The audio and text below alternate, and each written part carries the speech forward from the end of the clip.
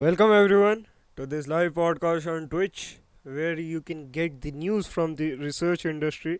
That's how our researcher keep on researching on various domains, various topics to help us improve our lifestyle, of course. So, and yes, these articles are posted on our website named postscientist.com. So, if you're willing to check it out, please check it out.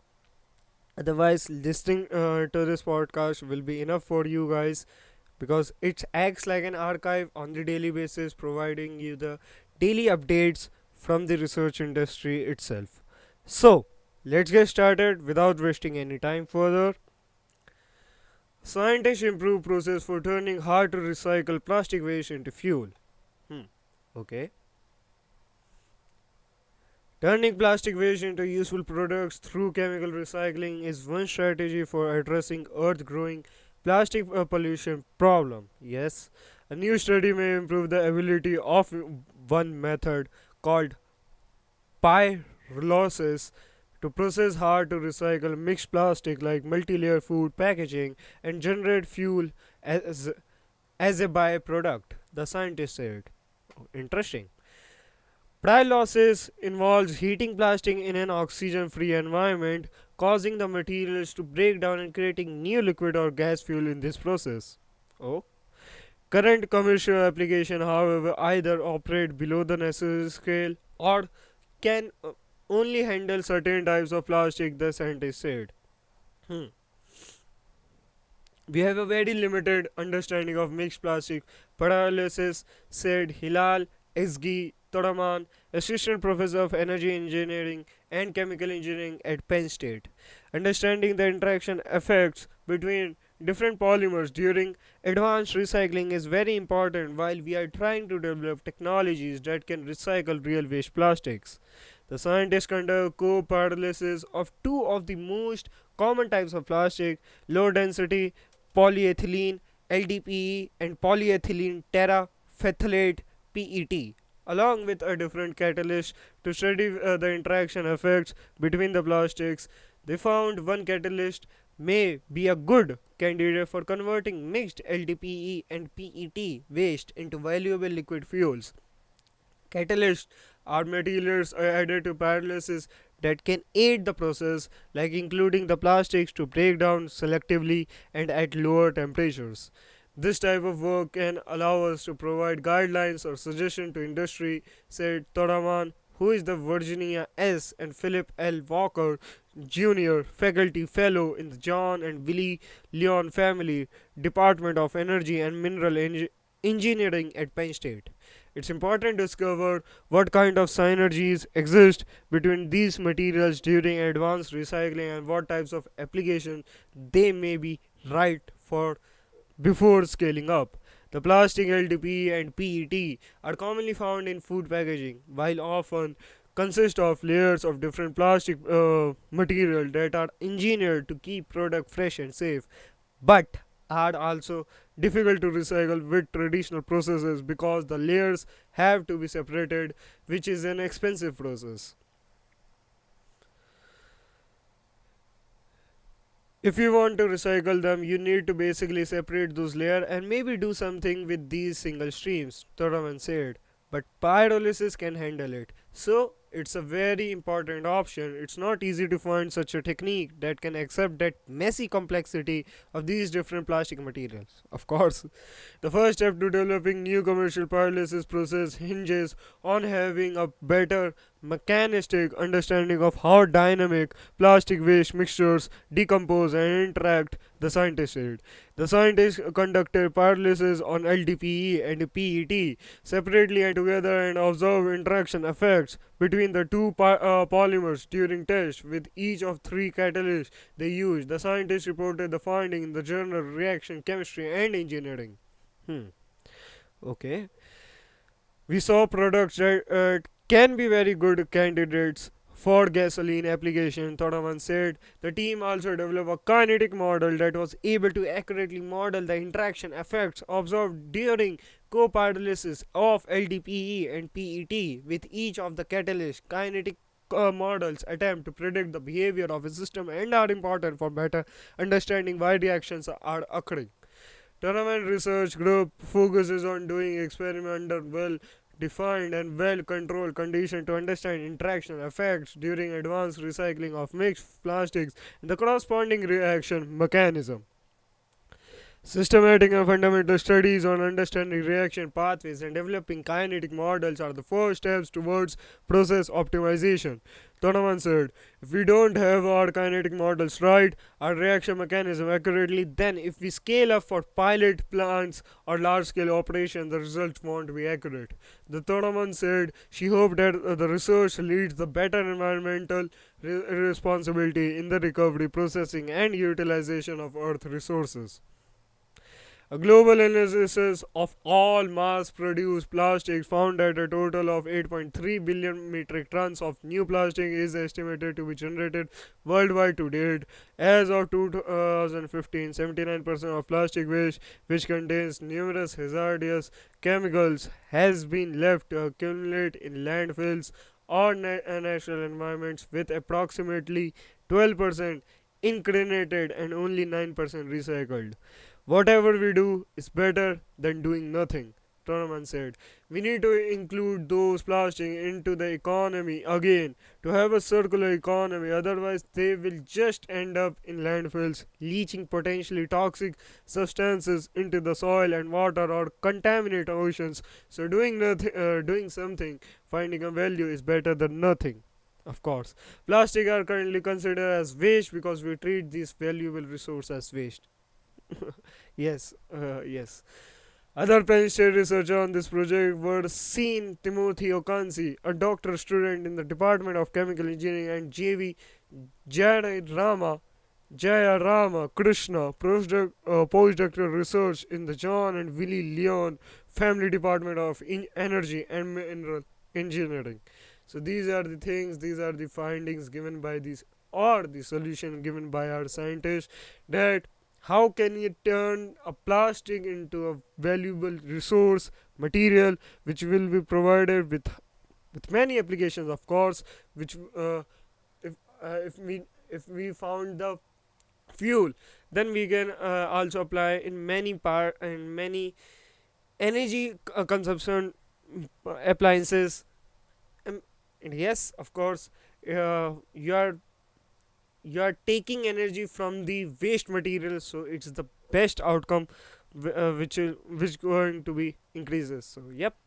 And of course it's going to be have a sustainable environment in our region. So yeah, moving on towards the next topic.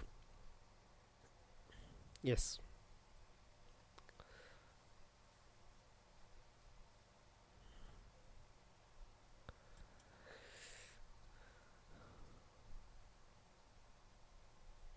Sorry guys, I don't know why my computer is so lagging, so please give it a moment.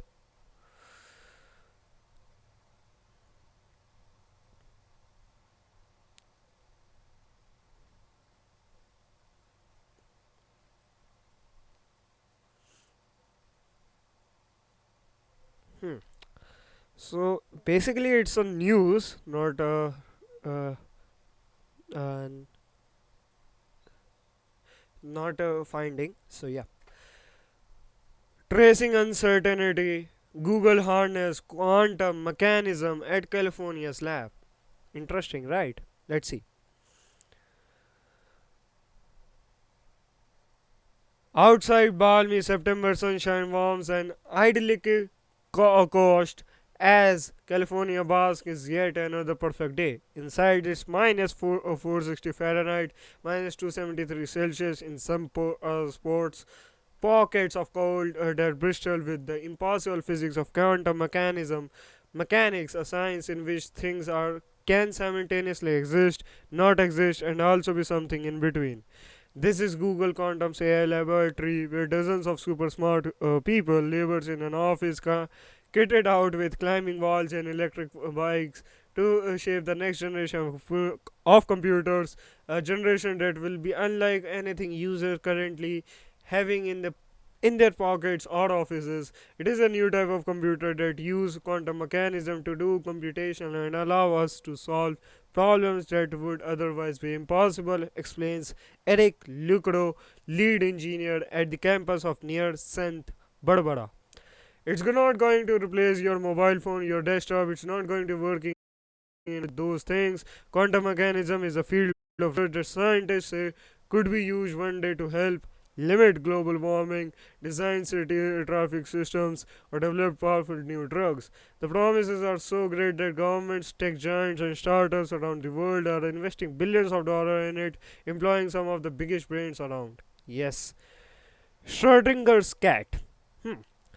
Old fashioned computing is built on the idea of binary certainty, tens of thousands of bits of the data that are definitely either on and off, represented by either 1 or 0. Quantum computer use certainly its qubits can exist in a state of both oneness and zeroness is what is called a superposition. The most famous illustration of a quantum superposition is a Schrodinger cat, a hypothetical animal locked in a box with a flask of poison which may or may not shatter while the box is shut. The cat is simultaneously alive and dead, but once you interfere with the quantum state and open the box, the question of the cat's life or death is resolved. Quantum computer use this uncertainty to perform lots of seamlessly contradictory calculation at the same time, a bit like being able to go down every possible route in a maze at all once, instead of trying each one in a series until you find the right path. The difficulty of quantum computer design is getting these qubits to maintain their superposition long enough to make a calculation. Of course, as soon as something interferes with them, noise, smoke, the wrong temperature, the superposition collapse, and you're left with the random and likely nonsensical answers. The quantum computer Google showed off to the journalists resemble a steampunk wedding cake hung upside down from a support structure. Each layer of metal and curved wires get progressively colder down to the final state where the palm-sized processor is cooled into just 10 millikelvin or about minus 460 Fahrenheit, minus 273 Celsius. Their temperature only a shade above absolute zero. The lowest temperature possible in the universe is vital for the superconductivity Google's design relies on. While the layers cake computer is not huge, after about half a person huge, a decent amount of lab space is taken up with equipment to cool it, pipes, whoosh, overhead with helium dilution, compressing and expanding using the same process that keeps your refrigerator cold. Future. But what does it all actually do? Well, says Denial Leader, an expert in quantum systems at the University of Southern California. It's field that promises much when it matured, but which is still a toddler. We are learning how to crawl, but we are certainly not yet learned how how to walk or jump or run. He told AFP. Yeah, of course. The key to its growth will be solving the problem of the superposition collapse, the opening of the cat box to allow for meaningful calculations. As this process of error correction improves, problems such as city traffic optimization, which is fiend- fiendishly hard on a classical computer because of the number of independent variables involved, the cards themselves could come with reach, said leader. On an error corrected quantum computer, you could solve that problem, he said. For Lucro and his colleague, these future possibilities are worth the brain ache. Quantum mechanics is one of the best theories that we have today to experience nature. This is a computer that speaks the language of nature. Okay, okay. For, right. Yeah, of course, right. The statement is very obvious. Okay. And if we want to go out and figure out these really challenging problems to help save our planet and things like climate change, then having a computer that can do exactly that, I did want that. Okay, sure, sure, sure. Moving on towards next topic.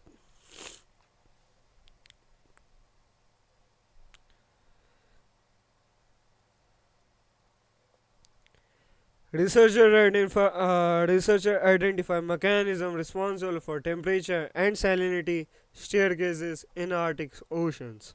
Hmm. Researchers at the University of Toronto have identified the mechanism responsible for the formation of temperature and salinity staircases in the Arctic Ocean, resolves a mystery that has confounded ocean graphers and climatologists alike for more than a half century. Understanding how these vertical structures work promises to shed more light on the causes and consequences of rapid Arctic sea ice loss amid climate change. Our discovery of a new mechanism of hydrodynamic instability provides insights into the formation of staircase like structures resulting from the mixing of warm salt water and cooler fresh water, said Yunchen Ma, a PhD candidate student in the Department of Physics in the Faculty of Arts and Science and lead author of his study published in a physical review Fluids describing the findings. These structures were first observed in the late 1960s, but the mechanism responsible for their existence has never been explained. Known as the thermohaline staircases, these step-like variations of temperature and salt concentration are common in a wide range of regions of the global ocean. The finding reported in the physical review Fluids, which have attracted significant positive response from the research community, fully verify a previous analysis by the same author published in the Journal of Fluid Mechanism in 2020 that documented the existence of this new hydrodynamic instability. The verification was accomplished by designing a series of direct numerical numerical simulation of turbulence in the Arctic Ocean to better understand global ocean circulation. The ocean is typically thought of a highly chaotic and turbulent environment, so it is striking to see such strongly defined layers of salt and heat within it, says Ma. The flow of heat out of the ocean into the overlying sea is strongly enhanced by the presence of thermohaline staircases. Thus, understanding the staircases formation process is the polar ocean is important for developing future global warming projection and informing efforts to mitigate sea ice loss. In this era of global warming, it is well recognized fact that the loss of Arctic Ocean sea ice is covered is a critical aspect of the global process, said University Professor Richard Plater of the Department of Physics, which is a co-author of the study, and Ma PhD professor. While the extent to which staircase formation is contributing to the loss has yet to be quantified, we can certainly say that the ocean component of the climate models employed to make projection of the global warming processes are not able to resolve the staircase formation processes.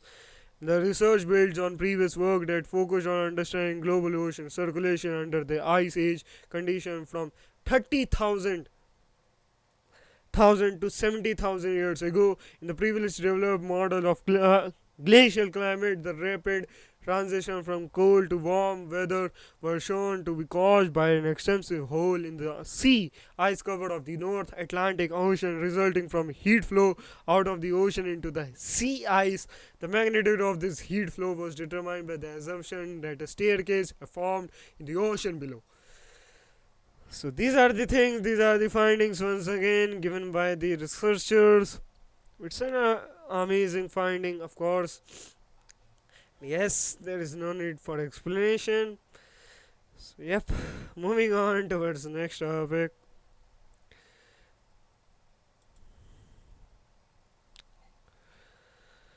Engineer robust and scalable molecular qubits. Once again, it's going to be in quantum technology or quantum computers. The concept of symmetry is essential to fundamental physics, a crucial element in everything from subatomic particles to microscopic crystal. Accordingly, a lack of symmetry or asymmetry can drastically affect the properties of a given system. Qubits, the quantum analog of a computer bits for quantum computers, are extremely sensitive. The barst disturbance in a qubit system is enough for it to lose any quantum information it might have carried. Given this fragility, it seems intuitive that qubits would be more stable in a symmetric environment. However, for a certain type of qubit, a molecular qubit, the opposite is true. Researcher from the University of Chicago, Fitzgerald School of Molecular Engineering (PME), the University of Glasgow, and the Massachusetts Institute of Technology have found that the molecular qubits are much more stable in an asymmetric environment, expanding the possible application of such qubits especially as biological quantum sensors. The work was published in August in Physical Review X. Molecular qubits are remarkably versatile since they can be custom engineered and placed in a variety of different environments, said Ravid Avanshloem, the Liu family professor in the molecular engineering and the physics at U Chicago, senior scientist at Argonne, director of the Chicago Quantum Exchange, and the director of QNEST Department of Energy Quantum Information Science Center. Developing this method of stabilizing them opens new doors for potential application of the emerging technology. Using a system as a qubit requires it to have a two quantum states that can correspond to 0 and 1, and as in a classical computer, but quantum states are fragile and will collapse if distributed in any way. Quantum scientists have been pushing the limits of how long they can make a qubit hold a quantum state before collapsing, also known as coherence time. Shielding qubits from as much external influence as possible in one way to increase their coherence time, and by placing the molecular qubits in an asymmetric crystal array. Evelyn and his team found that certain quantum states were much less sensitive to external magnetic fields and thus had longer coherence times. 10 qubits compared to 2 qubits for identical qubits in a symmetric crystal array. Then Lorenza, a chemistry graduate student at MIT who worked on the project, says the asymmetric environment provides coherence protection and could allow the qubits to keep their quantum information even if placed in more chaotic places. We now understand a direct and reliable mechanism to improve coherence of molecular qubits in magnetical noisy environments, he said. Most important, this asymmetric environment is easily translated to many other molecular systems, especially for molecules put in amorphous environments like those found in biology. Qubit quantum sensors have myriad potential application in biological systems, especially in medical contexts, but these systems are known for being unstructured and noisy, which makes maintaining the coherence of this qubit sensor a very difficult challenge. Learning why an asymmetric environment stabilizes molecular qubits against magnetic fields could lead to better sensor in the research field. So these are the findings. These are the scalable research findings given by the engineers from the MIT industry, from the MIT University, and the students are giving a way more getting into the quantum state or quantum technology. Yes, ancient shark from China may be humans' oldest Javed ancestor. Hmm. Living sharks are often portrayed as the apex predators of the marine realm. Paleontologists have been able to identify fossils of their extinct ancestors that date back hundreds of millions of years to a time known as Paleozoic period. These early sharks, known as acanthodons, bristled with spines. In contrast to modern sharks, they develop bony armor around their paired fins. A recent discovery of a new species of anthodine from China surprised scientists with its antiquity. The find predates by about 50 million years the earliest anthodine body fossils and is the oldest undisputed Javed fish. These findings were published in Nature on September 28, reconstructed from the thousands of tiny skeletal fragments. Frangischania, named after the famous UNESCO World Heritage Site. Frangischan is a bizarre fish with an external bony armor and multiple pairs of fin species spines that set it apart from living Javed fish. Cartilaginous sharks and rays and bony ray and low finned fish. Examination of Frangischai Franjin Shenai by a team of researchers from the Chinese Academy of Science, Kunjing Normal University, and the University of Birmingham revealed that the species is anatomically close to groups of extreme spiny sharks, collectively known as acanthodines. Unlike modern sharks, acanthodines have skin or ossification or of the shoulder region that occurred primitively in Javed fish. The fossil remains of Fringenschania were recovered from bone bed samples of the Rongzi Formation at a site in Xinjiang County of Guizhou Province, South China. These findings present tangential evidence of the diversification of major vertebrate groups tens of millions of years before the beginning of so-called age of fishes some 42 million years ago. The researcher identified features that set apart Fungischania from any known vertebrate. It has dermal shoulder girdle plates that fuse as a unit to a number of spines, pectoral, prepectoral, and prepelvic. Additionally, it was discovered that the ventral and lateral portion of the shoulder plates extend to the posterior edge of the pectoral fin species spines. The species has distinct trunk or scales with the crowns composed of a row of tooth-like elements, octonodos, adorned by discontinuous nodose ridges. Peculiarly, dentinine development is recorded in the scales but is missing in other components of the dermal skeleton, such as the fin species. This is the oldest Javed fish with known anatomy, said Professor Xiu Min from the Institute of Vertebrate Paleontology and Paleoanthropology (IVPP) of the Chinese Academy of Science. The new data allowed us to place Fungiciania in the phylogenetic tree of early vertebrates and gain much needed information about the evolutionary steps leading to the origin of the important vertebrate adaptations such as jaws, sensory systems, and paired appendages.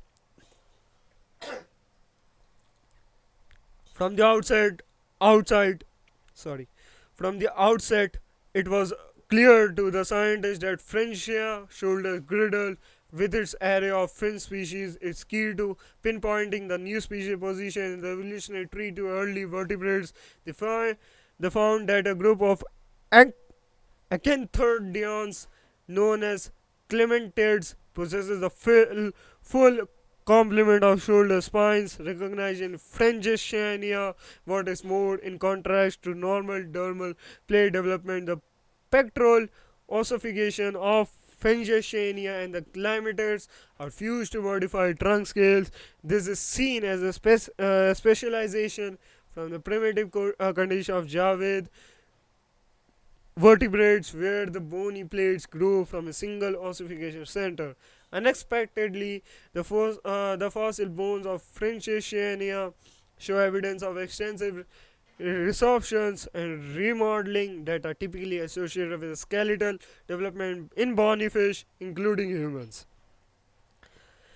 This level of hard tissue modification is unprecedented in Cron Thians, a group that includes modern cartilaginous fish and this extinct ancestors, said lead author Dr. Palin Andrew, a research at Kunjin Normal University. It speaks about greater than currently understood development plasticity of the mineralized skeleton or at the onset of Javed fish diversification. The resorption feature of Fringatiania are most apparent in isolated trunk scales that shows evidence of tooth-like shedding of crown elements and removal of dermal bone from the scale base. Thin sectioned specimen and tomography slices shows that this reported stage was followed by deposition of replacement crown elements. Surprisingly, the closest examples of this skeletal remodeling are found in the detention and skin teeth tentacles of extinct and living bonyfish in Frenchania. However, the resorption did not target individual teeth or tentacles as occurred in bonyfish, but instead removed an area that include multiple scaled tentacles. This peculiar replacement mechanism more closely resembles skeletal repair than the typical tooth tentacle substitution of Javed vertebrates. A phylogenetic hypothesis of Frenchania that uses a numeric matrix derived from observable characters confirmed the researchers' initial hypothesis that the species represent an early evolutionary branch of primitive chondrodinthians. These results have profound implications of our understanding of when Javed fish originated, since they align with morphological clock estimates for the age of the common ancestor of cartilaginous and bony fish, dating it to around 455 million years ago, during a period known as Or- Ordovician. This result tells us the absence of undisputed remains of Javed fish of Ordovician age might be explained by undersampling of sediment sequence of comparable antiquity. They also point towards a strong preservation bias against teeth, jaws, and articulate vertebrate fossil in Straka covilia with Fringiciania. The new discovery puts into question existing model of vertebrate evolution by significantly condensing the time frame for the emergence of Javed fish from the closest jawless ancestors. This will have a profound impact on how we access evolutionary rates in each and early vertebrates and the relationship between morphological and molecular change in these groups, said Dr. Iman J. Sampson from the University of Birmingham. Okay, okay. So, an ancient shard discovered from the China region, from the South China Sea. So, these are the findings given by the from the South China Sea. So, yep. Moving on towards the next topic: fully control of a 6-qubit quantum processor in silicon. They're going to have lots of article about the quantum technology. Okay. Researchers at QTech, a collaboration between the Delft University of Technology and TNO, have engineered a record number of 6 silicon-based spin qubits in a fully interoperable array. Importantly, the qubits can be operated with a low error rate that is achieved with a new chip design, an automated calibration procedure, and a new method of qubit initialization and readout. These advances will contribute to scalable quantum computer based on silicon. The results are published in Nature today. Different material can be used to produce qubits, the quantum analog to the bit of the classical computer, but no one knows which material will turn out to be best to build a large-scale quantum computer. To date, there have been smaller demonstration of silicon quantum chip with highly quality qubit operation. Now, researcher from QTech, led by Professor Lin van Venderspan, have produced a 6-qubit chip in silicon that operates with low error rates. This is a major step towards a fault-tolerant quantum computers using silicon.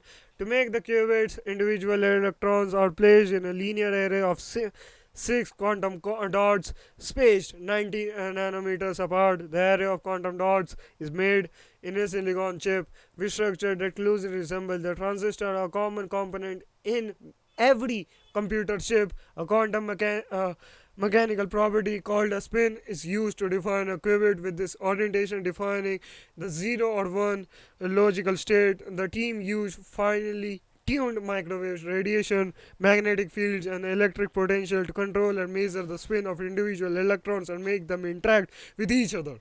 The quantum computing challenge today consists of two parts, explained first author Mr. Stephen Phillips. Develop qubits that are good enough quality and developing an architecture that allows want to build larger system of qubits. Our work fits into both categories, and since the overall goal of building a quantum computer is an enormous effort, I think it's fair to say we have made a contribution in the right direction. Yes. The electron spin is a delicate property. Tiny changes in the electromagnetic environment cause the direction to spin to fluctuate, and this increase the error rate. The QTech team built upon the previous experience engineering quantum dots with new method of preparing, controlling, and reading the spin states of electron. Using this new arrangement of qubits, they could create logic gates and entangled system of two or three electrons on demand.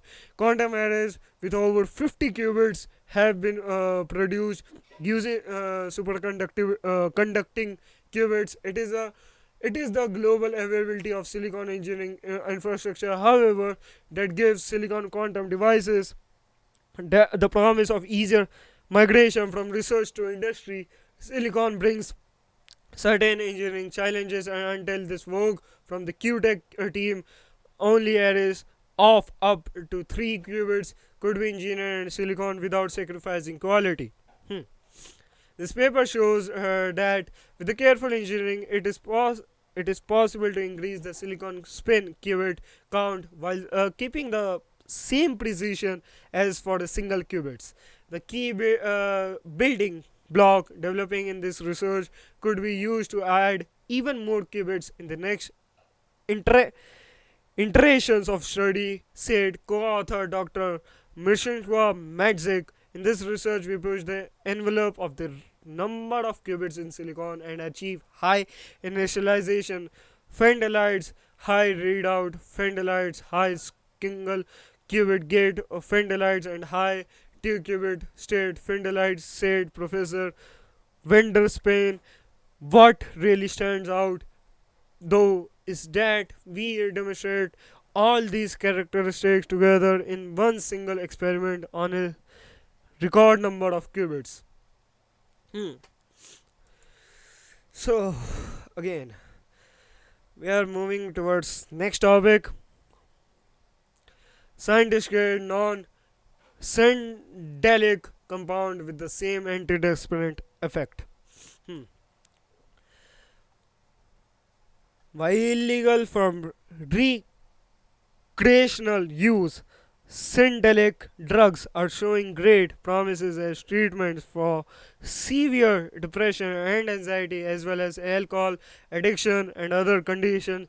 Some advocates and scientists believe that actual syndelic trip, hallucination, and profound emotional experience is what leads to long lasting therapeutic effects. Other scientists speculate that if the trip could be eliminated from such drugs, then only the therapeutic effects might remain. Research at UNC Chapel Hill, UC San Francisco, Yale, Duke, and Stanford have taken a major step towards answering that question. Published in Nature, this research in animal models shows it possible to create a compound that hits the same exact target as psychedelic drug hit.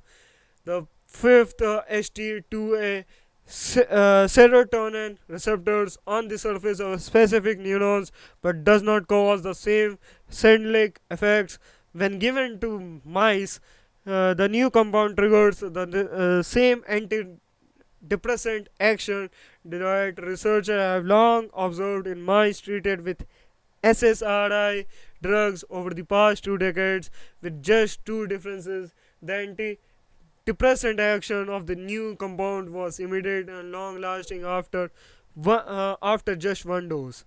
We are very surprised, and the compound had any antidepressant activity similar to ketamine and clokibine, both rapidly antidepressant syndelic drugs, said co-senior author Brian L. Roth, MD, PhD at the Michael Hooker Distinguished Professor of Pharmacology at the UNC School of Medicine and Director at the NIMP Psychoactive Drugs Screening Program.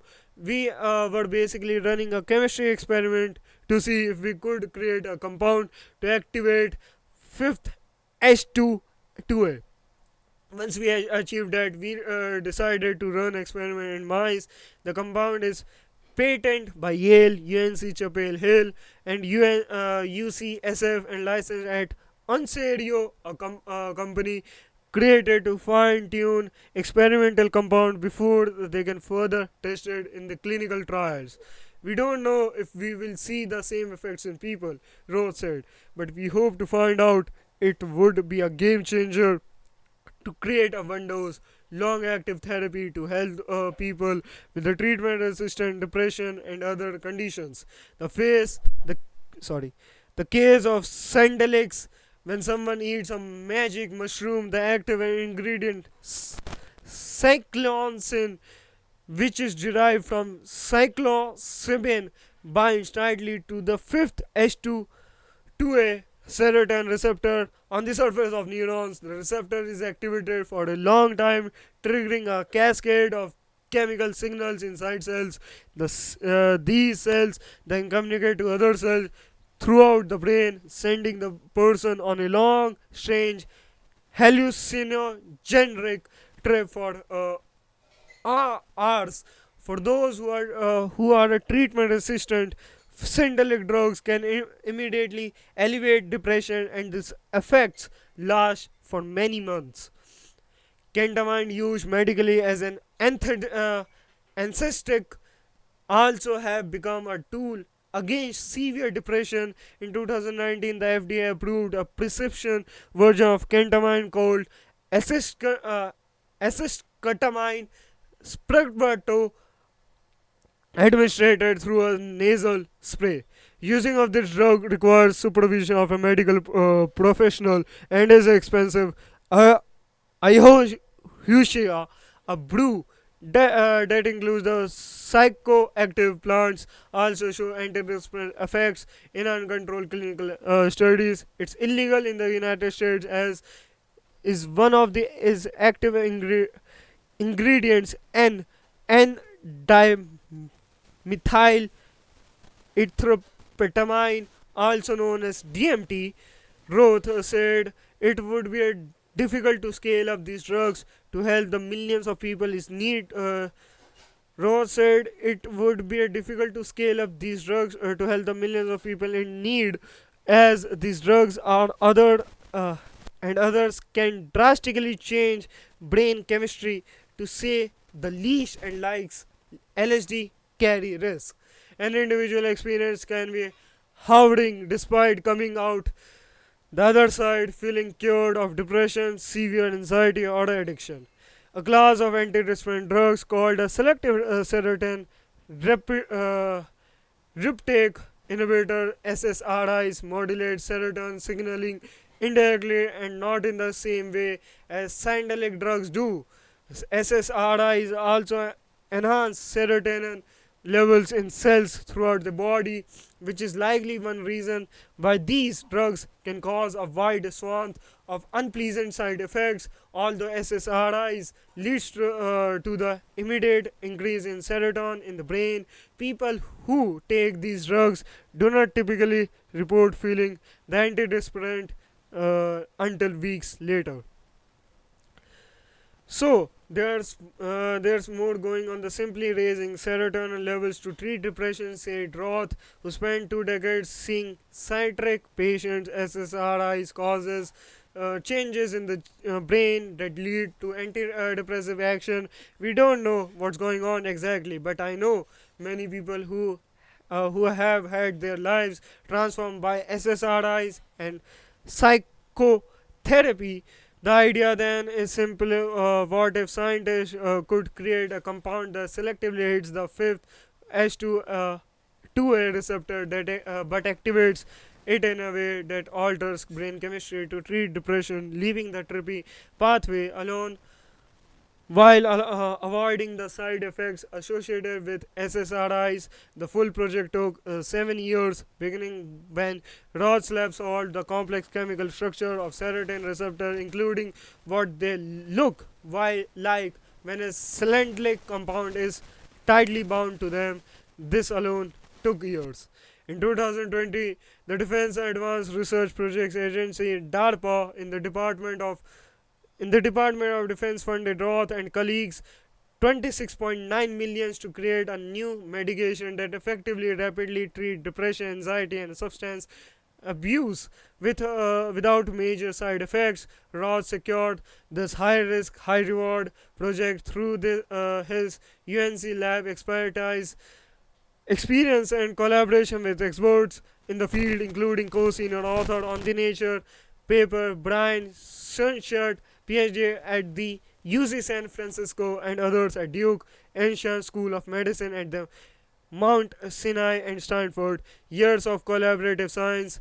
An expert is a combinatorial chemistry. Jonathan Ellman, PhD, the Ingwen Higgins Professor of the Chemistry and Professor of Pharmacology at Yale, co-first author.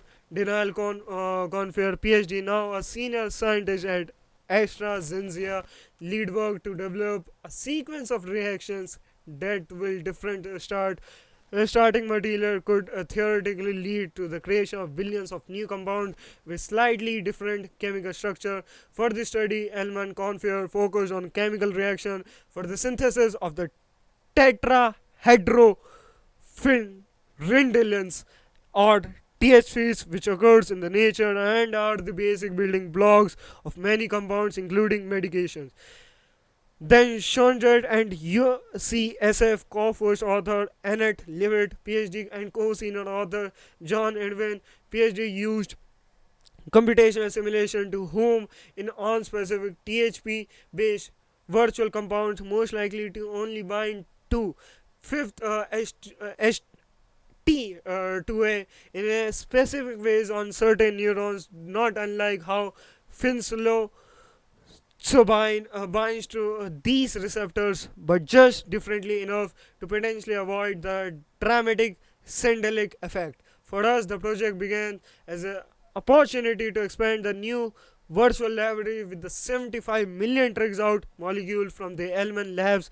Schundler said it was only when we started to see the unusual signaling from the new compounds and their amazing permeability into the brain that we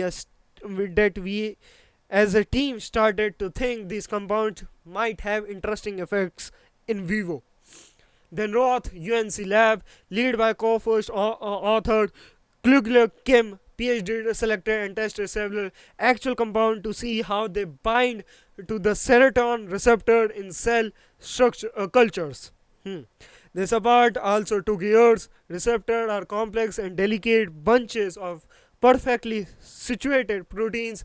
To be able to observe a compound's effects on them is a laborious process involving various experimental techniques, including X-ray crystallography.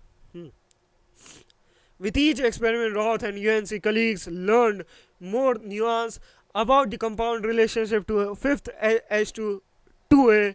Schunder's team then used that knowledge to tweak their computational chemical design to create yet another virtual compound that Roth's lab created in the real world.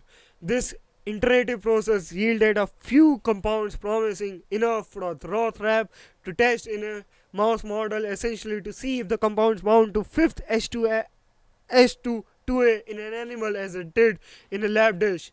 What we saw was completely unexpected, Roth said. Not only did the compound bind the fifth H2A serotonin receptor like we thought it would, but it had the same antidepressant drug action as does ketamine, but not the same hallucinogenic drug action. While researchers can't know for sure if the mice were not depressed or hallucinating, they can study drug action, the biological effect in mice, and then observe behavior for decades. Researchers have used standard tests, forced swim tests, tail suspension test, novel suppressed feeding when testing the action of compound. Likewise, researchers have used standard mouse models of psychoactive drug actions, models that have validated over decades mice behave in a specific ways when given a hallucinogenic drug, sort of like humans behave in a certain ways when tripping. When the Duke's lab of Williams Wetzel, PhD, gave mice the new compound, the research team observed the same antidepressant drug action without the same psychoactive drug action. It was more than a little remarkable to us that this is compound was effective in all mouse models after a single dose, and the effect was long lasting, similar to cyclosamine. Roth said, "We were lucky, and we know we're not finished." Of course, of course. Whether this drug or others, it can truly provide a one dose, long lasting antidepressant effects for people with treatment resistant depressions, severe anxiety, and other condition is yet to determine, but this research shows that it might be possible. Interesting finding. Interesting. So, yes. I mean, it's a great phenomenon. Yeah, okay. Moving on to our next topic. Surface mapping, a reliable diagnostic tool for a gut health. Okay, let's see. Non-invasive sensor laid on the skin surface to measure bioelectrical activity could offer a better alternative for patients suffering with poor gut health. Stephen Calder, a recent PhD graduate at the Auckland Bioengineering Institute (ABI), and Y. Papa Tumata Rao, University of Auckland, is the lead and joint first author of the two papers published in prestigious scientific journal this month on gut health. Stephen says gastric disorder are increasingly prevalent in humans, but reliable non-invasive tools to objectively assess gastric function are lacking. Many people suffering with chronic gut issues are on a constant diagnostic treadmill of antibiotics or proton pumps inhibitors until they are sent for an endoscopy. A reliable surface based recording could bridge the gap between symptom based diagnostic and the more invasive minor surgery test. Like the rhythmic beatings of the heart, gut movements depend on bioelectrical activity, but the electrical activity in the gut has been much more difficult to reliably detect. Researchers at the ABI and the Faculty of Medical and Health Science Department of Surgery have employed a novel uh, device using a sticky path of sensor and a recording device and associated techniques to create a new and reliable non-invasive tool to map electric waves from the stomach. Coined body surface gastric mapping (BSM GM), the method has proven a reliable detector of gastric slow wave activity and has now led to an exciting and unexpected discovery, identifying two distinct diseases subgroups in chronia, nausea, and vomiting syndromes. The first paper published in the American Journal of Psychology, Gastrointestinal and Liver Psychology, explored the use of mapping tools in pigs as a preclinical study to validate the BSGM prior to advancing the clinical trials in human patients. BSGM have shown to reliably record bioelectrical activity on the gut surface and accurately detect changes in both the frequency or rhythm and the direction of electromagnetic waves with intricate detail. The second paper published in the Science Transactional Medicine set out to explore the degree of the difference in bioelectrical activity between healthy people and patients with chronia, nausea, vomiting syndromes defined by the novel gastric mapping device. While previous surgical and non-invasive studies have shown that gastric dysfunctions are associated with abnormal bioelectrical slow waves, the researcher found surprising results. Approximately two-thirds of the symptomatic patient groups had completely normal bioelectrical activity, while the rest had abnormal activity. We realized there were two subtypes of what was previously considered a single disease. This may go on to explain or further classify that a single disease into two diseases based on the different mechanism. For example, abnormal bioelectrical activity is likely to point to something intrinsically wrong with the stomach itself. But for the patient who shows a completely normal slow wave propagation, this issue is likely arising from somewhere else. This idea of recording electrical activity on the body's surface has been around for a long time. ECG machines recording electrical activity have gained diagnostic acceptance for the last 100 years. But in the gut, that is not the case. Through the studies, we validate a device and process that can reliably and accurately evidence bioelectrical activity in the stomach. We also show that bioactivity in the stomach can be a useful biological marker for disease. With this bioelectric information on hand to inform clinical guidance or treatment, people experience chronic vomiting or non nausea may be directed to different pathways and may receive diagnosis and more appropriate treatment options sooner. Associate Director of the Bioengineering Institute, Peng Du, says the novel findings and prestigious publication are a great outcome and represent decades of research done at ABI and the Faculty of Medical and Health Sciences. Behind this success is to accumulate effort of our research team as well as the development of the deep tech, elementary technology, commercialized and spun off from the university, which offers a way to facilitate more advanced research activities to improve understanding of the gastrointestinal system and the diagnosis of the treatment of gut disorders. Hmm. So these are the cells which are responsible and improving the cells to improve your gut system, gut microbes in the body itself, which improves your body masculinity and many more other things. So okay, without wasting any time, moving on towards next topic. Love hormone is revealed to have heart healing properties. Okay. The neurohormone oxytocin is well known from promising social bonds and generating pleasurable feelings, for example, from art, exercise, or sex. But the hormone has many other functions, such as regulation of lactation and uterine contraction in females, and the regulation of ejaculation, sperm transport, and testosterone production in males.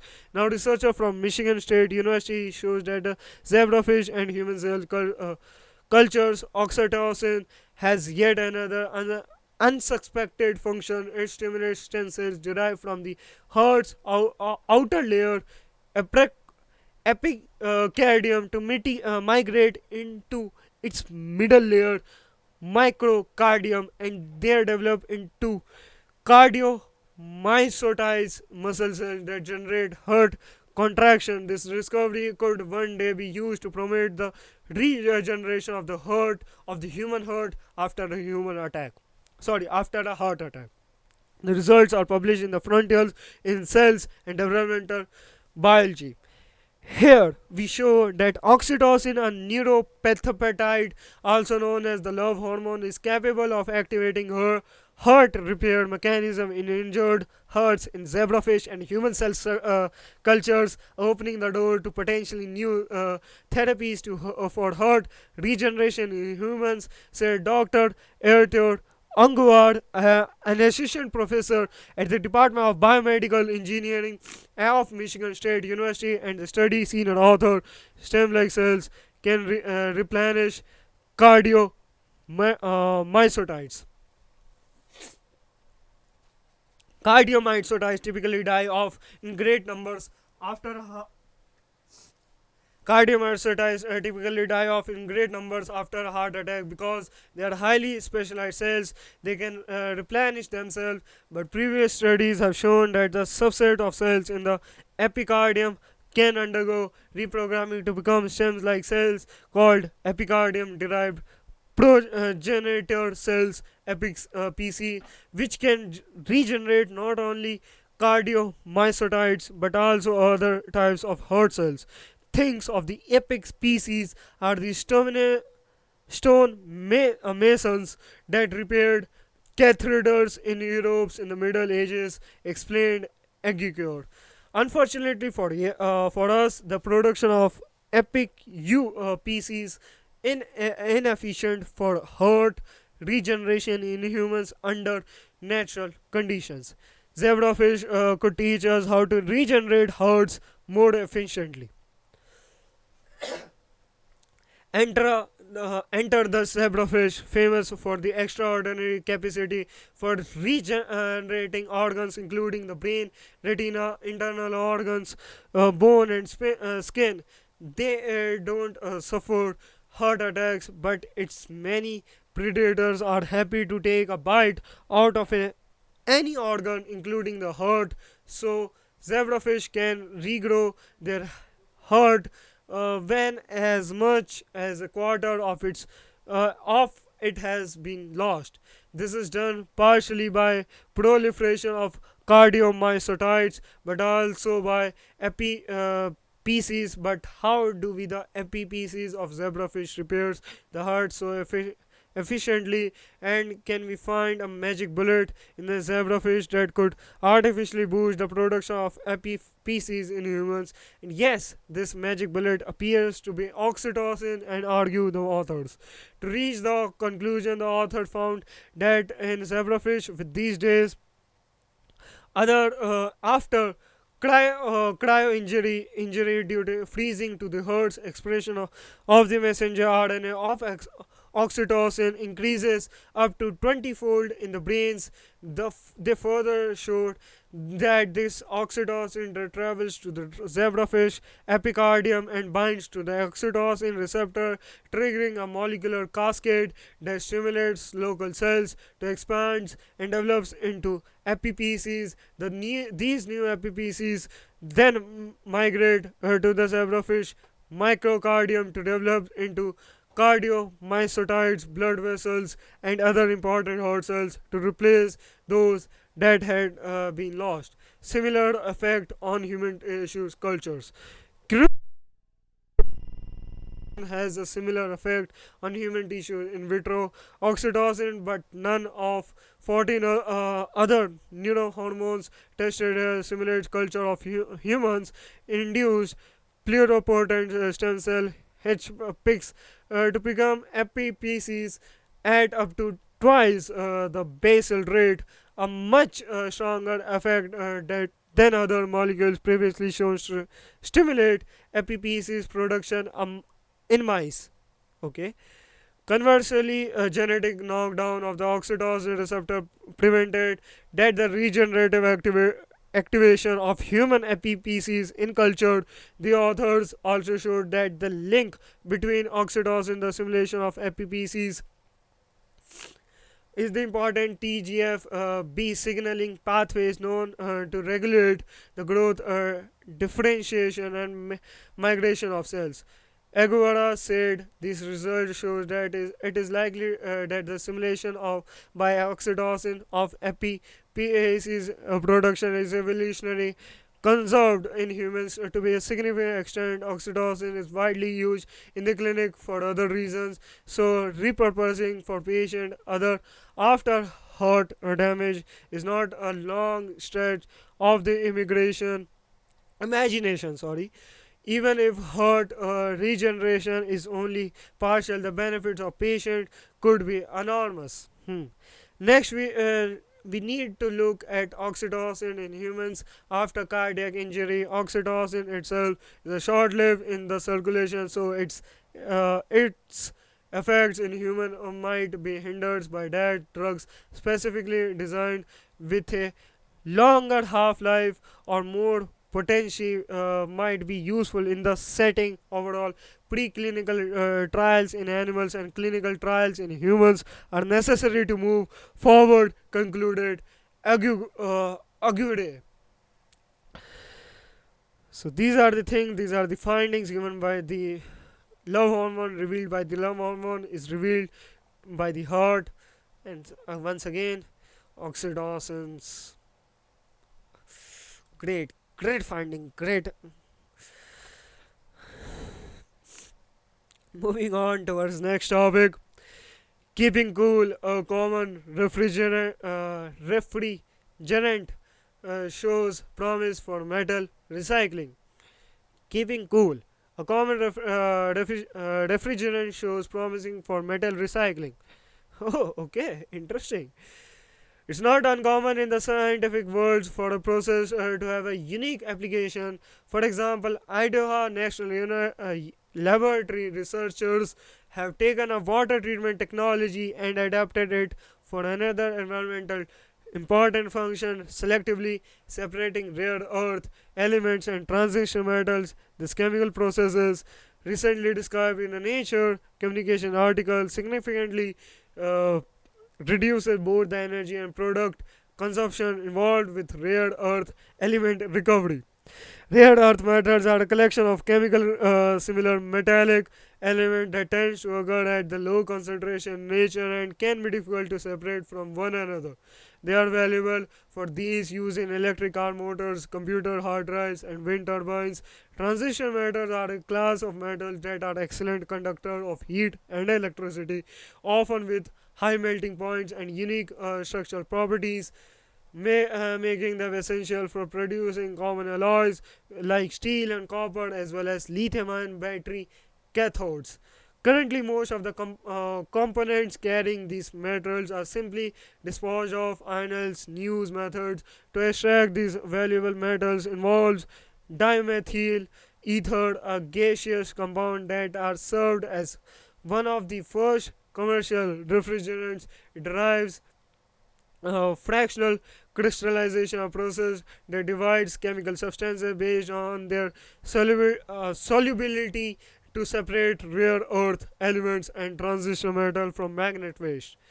This process begins with a magnet that's no longer useful, which is cut and ground into shavings, said Celeb Seston, the experimental lead of the project. The magnet shaving are then put it into a solution with lixiviants, a liquid used to selectively extract metals from the material. Once the desired metals are leached from the material into the liquids, we can then apply a treatment process. The dimethyl ether driven process uses far less energy and pressure than traditional method, typically conducted at hundreds of degrees Celsius. Fractional crystallization can be carried out of ambient temperature and requires only slightly elevated pressures of around 5 atmospheres. In comparison, the pressure in an unopened 12-ounce can of soda in is 3.5 atmospheres. The lower energy and pressure needs also save money. Competing technology also use added chemical reagents to drive precipitation and other separation, which inevitably become additional waste products with financial and environmental consequences. This is not the case with dimethyl ether based fractional crystallization. Aaron Wilson, the project principal investigator, selected dimethyl ether for its of recovery, overcoming or a shortcoming of a prior attempt to use solvent to drive critical material separations.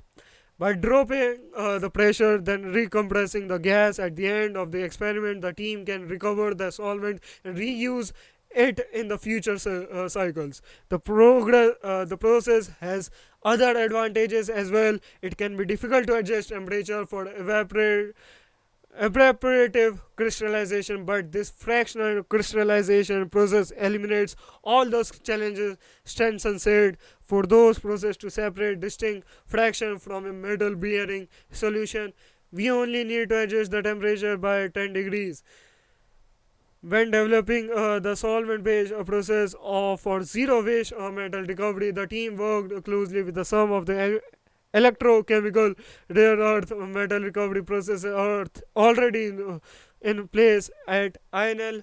This includes the E-Recov effect, which uses an electrochemical cell to efficiently recover metals from discarded electronics, reducing the energy intensity and waste profile of the critical material. Recovery also have significant environmental justice implications.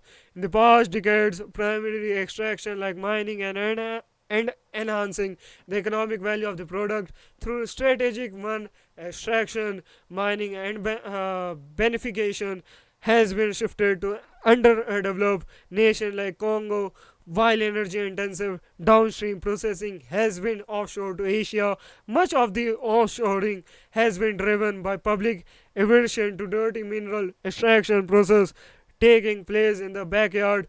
Creating a cleaner method will facilitate critical materials recovery domestically and abroad without exposing underserved communities to hazardous conditions. Additionally, Wilson and his research team are working to address waste associated with synthetic gypsum production via project for the National Alliance for Water Innovations. Synthetic gypsums, the source of nearly 30% of dry falls in the US, is produced when scrubbing sulfur oxide from the flue gas to prevent a acid rain. Their team is isolating the waste from the manufacturing process using dimethyl ether. This treatment has the potential to create even more products from what was originally merely an environmental problem. The rare earth element and transitional metal recovery work would not have been possible without INL's collaboration within the Critical Material Institute at AMAS National Laboratory, Stenson said. This has allowed us access to real world materials and to conduct comprehensive research at the lab scales. So these are the things, these are the findings, these are the studies given by the a common refrigerator that cools everything. Of course, in the environment itself, of course. So, okay, moving on towards next topic. From droplet to discovery. Interesting, right? Okay. Stem cell overflow with potential, their ability to become other cell types is crucial to other bodies, both during development and throughout life. But this potential can be a very downfall if it goes wrong, turning some of the most useful cells into malignant cancers.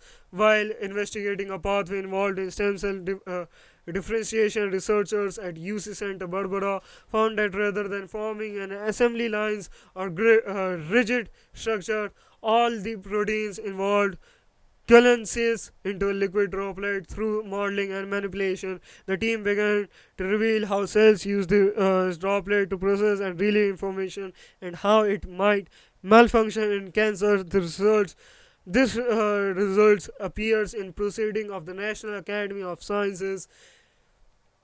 The same processes that organize dewdrops on a spider web are happening in the cells to make this liquid molecular computer appear or disappear on command, said senior author Max Wilson, an associate professor in the Department of Molecular Cellular and Development Biology. And when it goes wrong, it causes basically 100% and colorectal cancer and is implicated in a large number of other cancers. An important progress. Sorry. An important process. A host of mechanisms guide a stem cell to differentiate into specialized cell types. Among the most important, Wnt pathway, short of the wingless related integration site, which takes input from outside the cell, processes it, and relays instruction to the nucleus. This starts a chain of action that tells the stem cells it's time to differentiate as well as what types of cell to become. The wind of pathways involved is determined the fate of every stem cell, Wilson explained, and it appears unchanged across virtually all animals. Stem cell differentiation is quite important during embryonic development. However, there are areas of the body where we have stem cell even as adults, such as intestines, bone marrow, and skin. To a new name a few, the differentiation pathways plays a big role in the function of these tissues and organs. Given its importance, Wilson and his colleagues wanted to learn how the Wnt pathway was physically organized inside the cell. They focused on the two protein enzyme and APC that seemed to provide the scaffolding for the entire process, orchestrating the intricate dance of other proteins. Function follows form. Understanding a protein requires understanding its structure, as the molecular intricate geometry are the matters as much as composition. So the team fed the protein's chemical makeup to a program called AlphaFold, a deep learning software that Google developed to predict the structure that proteins takes. The program returns a random pile of spaghetti, which is close at the AI gets to a shrug and error message, Wilson said. This suggested that X and APC may be working in a very unconventional fashion rather than operating like a rigid lock and key. The proteins could be functioning in a much more fluid, dynamic manner. We thought they might be forming intracellular lipids like oil droplets in salad dressing, Wilson said. The only way to tell was to look. So they used CRISPR-Cas9 to add a fluorescent tag to all major proteins. The new were part of the Wnt's pathway. Then they were watched through the microscope as the proteins coalesced with the liquid droplet within the cell cytoplasm. A peculiar pathway. It's in the liquid droplet that most of the Wnt pathway occurs, which eventually sends a message to the nucleus telling the cell to differentiate. It also triggers changes to gene expression that dictate what the stem cell becomes. It's like a tiny little liquid computer right in the middle of the cell, Wilson mused.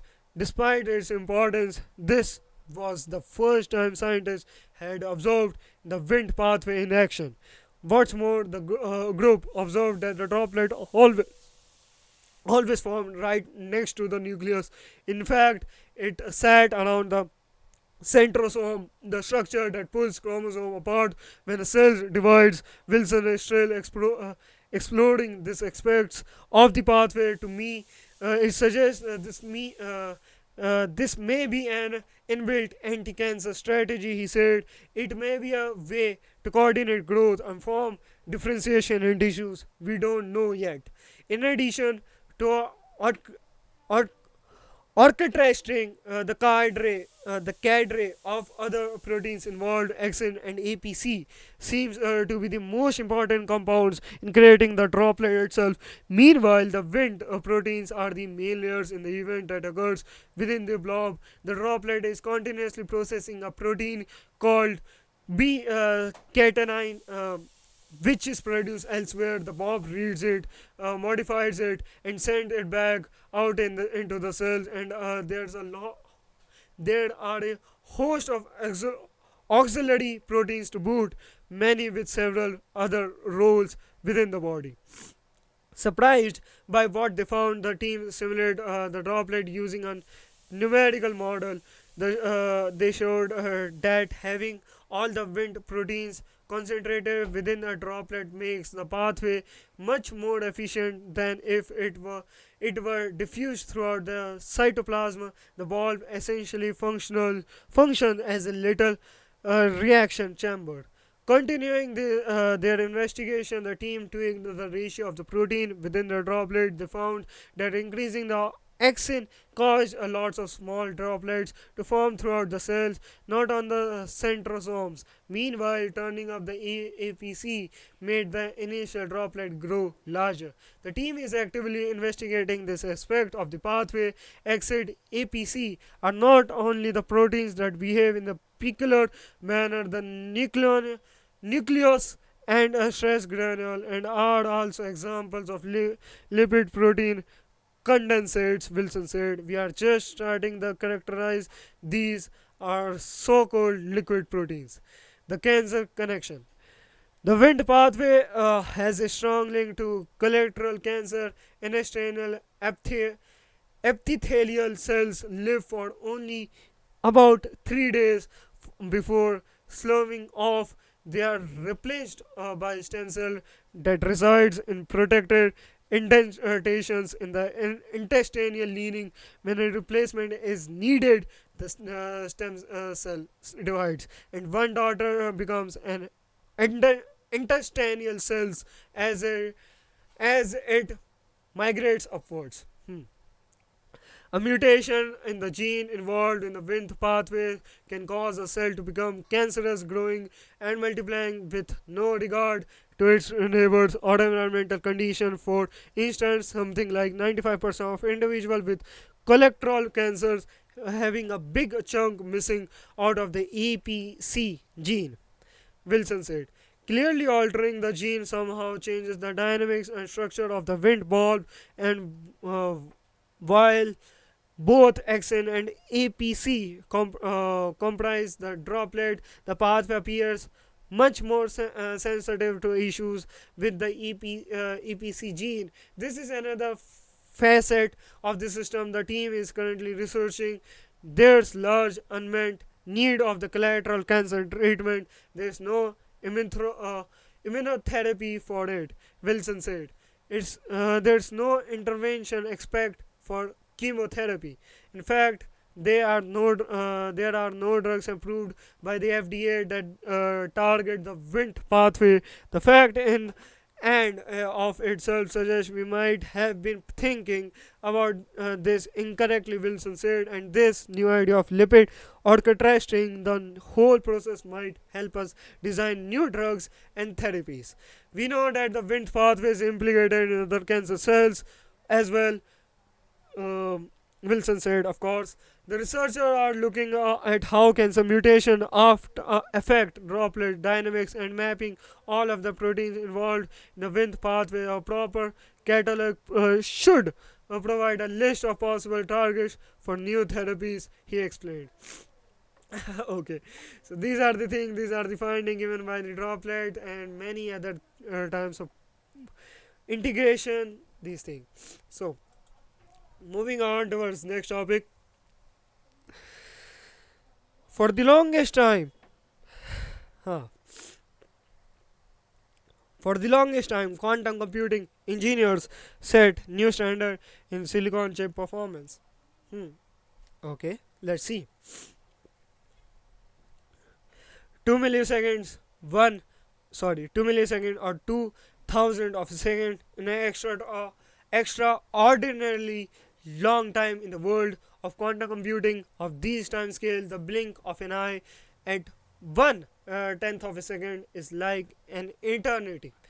Now, a team of researchers at UNSV Sydney has broken new ground in proving that spin qubits properties of electrons representing the basic units of information in quantum computers can hold information for up to 2 milliseconds, known as coherence time, the duration of time that qubits can be manipulated in increasingly complicated calculation. The achievement is 100 times longer than previous benchmarks in the same quantum processors. Longer coherence time means you have a more time over which your quantum information is stored, which is exactly what you need when doing quantum operations, says PhD student MS Amanda Seedhouse, whose work in theoretical quantum computing contributed to the achievement. The coherence time is basically telling you how long you can do all the operation is whatever algorithm or sequence you want to do before you have lost all the information in your qubits. In quantum computing, the more you can keep spins in motion, the better the chance that the information can be maintained during calculation. When spin qubits stop spinning, the calculation collapses and the value represented of each qubit are lost. The concept of extensing coherence was already confirmed experimentally by quantum engineer at UNSW in 2016. Making the task even more challenging is the fact that working quantum computers of the future will need to keep track of the values of millions of qubits if they were are to solve some of the humanity biggest challenges like the search of effective vaccines, modeling weather systems, and predicting the impacts of climate change. Late last year, the same team at UNSW Sydney solved a technical problem that had stumped engineers for decades on how to manipulate millions of qubits without generating more heat and interference rather than adding thousands of tiny antennas to control millions of electrons with magnetic waves. The research team came up with a way to use just one antenna to control all qubits in the chip by introducing a crystal called a dielectric resonator. This result was published in Science Advances. This solved the problem of space, heat, and noise that would investigatively increases as more and more qubits are brought online to carry out the mind's bending calculation that are possible when qubits not only represent 1 or 0 like conventional binary computers but both at once using a phenomenon known as quantum superposition, global versus individual control.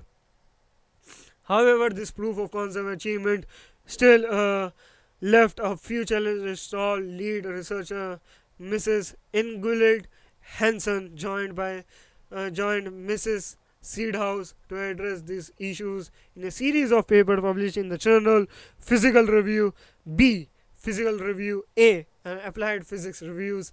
The last paper published just this week. Being able to control millions of qubits with just one antenna was a large step forward, but while control of millions of qubits at once is a great feat, working quantum computer will also need them to manipulate individually. If all the spin qubits are rotating at nearly the same frequency, they will have the same values. How can we control them individually so they can represent different values in a calculation? Hmm. First, we showed theoretically that we can improve the coherence time by continuously rotating the qubits, says Mrs. Hansen. If you imagine the circus performers spinning plates while they are still spinning, the performance can continue in the same way. If we continuously drive qubits, they can hold information for the longer. We showed that such dressed qubits had coherence times of more than 230 microseconds to 30 millions of a second. After the team showed the coherence times could be extended with so-called trust qubits, the next challenge was to make the protocol more robust to show that the globally controlled electrons can also be controlled individually so that they can hold different values needed for complex calculations. This was achieved by creating what the teams dubbed the smart qubit protocol, sinusoidal, modulated, always rotating, tailored. Rather than qubits spinning in circles, they manipulated them to rock back and forth like a metronome. Then, if an electric field is applied individually to any qubit, putting it out the resonance, it can put into different tempo to its neighbors, but still moving at the same rhythm. Think of it like two kinds of swing who are pretty much going forward and backward in sync, says Mrs. Seedhouse. If we give one of them a push, we can get them reaching the end of their arc and opposite ends. So one can be a zero when the other is now a one. The result is that not only can a qubit be controlled individually electronically while under the influence of global control magnetically, but the coherence time is, as started earlier, substantially longer and suitable for quantum calculation. We have shown a simple, elegant way to control all qubits at once. It also comes with a better performance, says Dr. Henry Yang, one of the senior researchers in the team. The SMART protocol will be potential path for full-scale quantum computer. The research team is led by Professor Andrew Dreswalk, CEO and founder of Dirac, a UNSW spin out a company that is developing quantum computers processors which can be made using started silicon chip manufacturing next steps. Our next goal is to show this working with 2 qubit calculation after showing our proof of concept in our experimental paper with 1 qubit, Mr. Mrs. Hansen says. Following that, we want to show that we can do this for a handful of qubits as well to show that the theory is proven in practice. So these are the things, these are the findings given by the longest quantum computing network. Of course, I mean, many researchers keep on researching on this topic, providing information, keep on improving, having to achieve or making the quantum computers for the future generation. It's interesting to see it and see that's how many of the concepts being accumulated in a one single bit of a computer. Interesting, right? Team develops method for neural net computing in water. Interesting. Okay. Microprocessor microprocessor in smartphone, computer, data center process information by manipulating electron through solid semiconductor. But our brains have a different system. They rely on the manipulation of ions in liquid to process information. Inspired by the brain, researchers have long been seeking to develop ionics in an aqueous solution. While ions water moves slower than electrons in semiconductor, scientists think the diversity of ionic species with different physical and chemical properties could be harnessed for richer and more diverse information processing.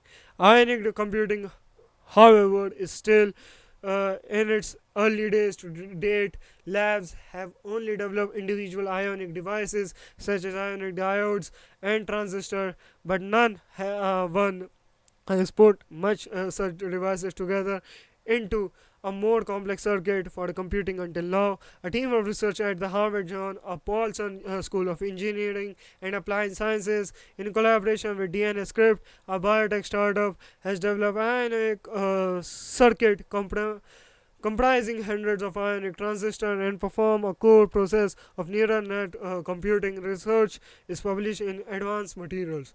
The researcher began by building a new type of ionic transistor from a technique they recently pioneered. The transistor consists of an aqueous solution of quinone molecule interfaced with two concentric ring electrodes with a center disk electrode like a bullseye. The two ring electrodes electrochemically load and tune the local pH around the center disk of producing and trapping hydrogen ions. A voltage applied to the center disk causes an electrochemical reaction to generate ionic current from the disk into the water. The reaction rate can be speed up or down, increasing or decreasing the ionic current by turning the local pH. In other words, the pH control gates the disk ionic currents in the aqueous solution, creating an ionic counterpart of the electronic transistor.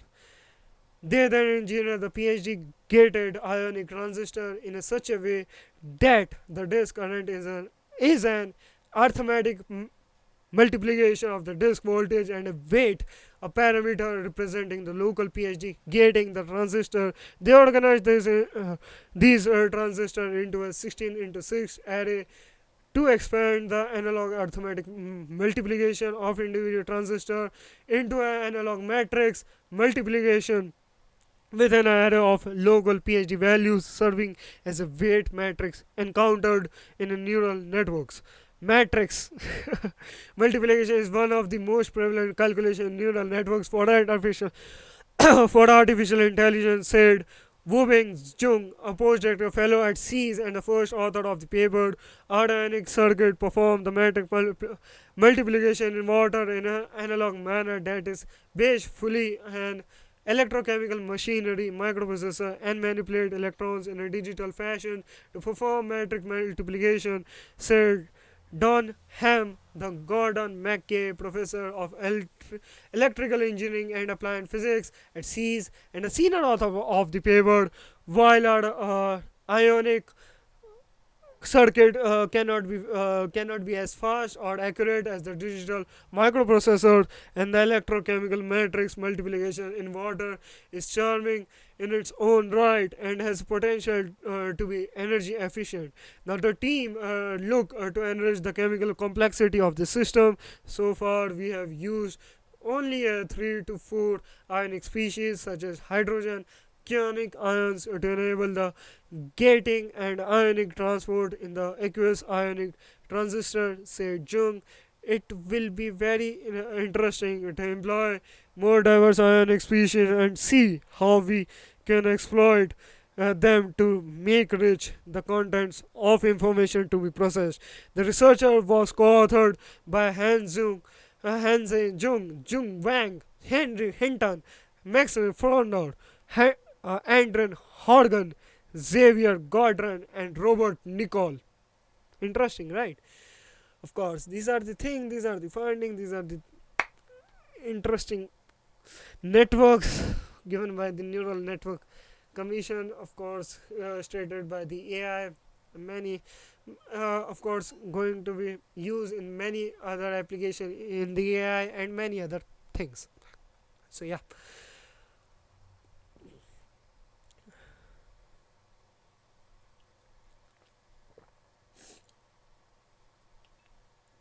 Oh. Hmm. Scientists resolved one of the holy grail. Scientists resolved one of the holy grails of the physical chemistry after 17 years of research. Hmm. Okay.